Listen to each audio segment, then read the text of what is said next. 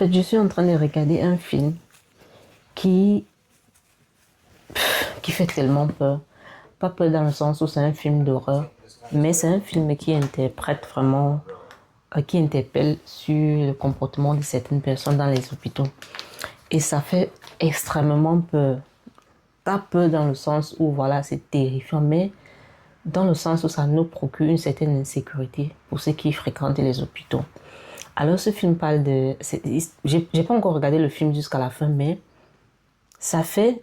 La personne qui regarde ce film aura peur à chaque fois que la personne se rend dans un hôpital avec un cas grave, un cas d'urgence. Il y a un monsieur qui a... Il était avec sa fille et pendant un moment d'inattention, sa fille était face à un chien et donc la fille avait tellement peur du chien qu'elle est tombée dans un fossé et le monsieur conduit son enfant bien évidemment à l'hôpital parce que la fille a une fracture. Déjà, c'est déjà flippant, c'est bizarre lorsqu'il arrive à l'hôpital.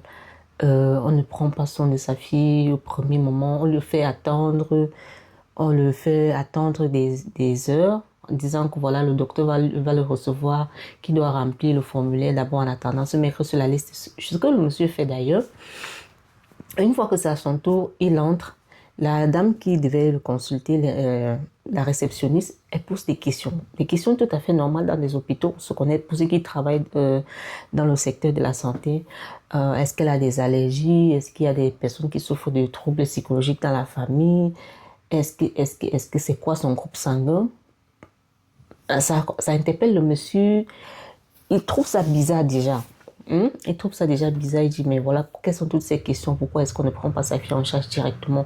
Déjà, avant qu'il n'arrive chez la dame, il a entendu une conversation téléphonique où on disait que voilà, le groupe sanguin a apparemment un trafic de sang ou bien d'organes dans cet hôpital-là. Donc, et puis la dame lui pose aussi la question de savoir est-ce qu'ils sont prêts à accepter un don d'organes pour leur enfant. Est-ce qu'ils ont... La mère de l'enfant a directement dit non. Alors on trouve des protestations, on dit oh monsieur non, son assurance ne passe pas et tout et tout et tout. Le gars a dit qu'il peut payer bas. Donc ça dit qu'il peut payer cash. Si jamais il faut qu'il paye, il doit payer cash, qu'il n'y a pas de problème.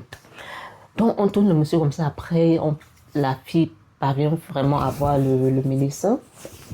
Donc l'enfant part voir le médecin et puis le médecin fait les examens, il contrôle la pupille parce que la petite s'est cognée la tête. Donc on aimerait élucider l'éventualité d'une certaine hémorragie interne. On fait d'abord le contrôle de pupille et tout. On regarde les vitales paramètres, la température, le blood, le pouls et tout.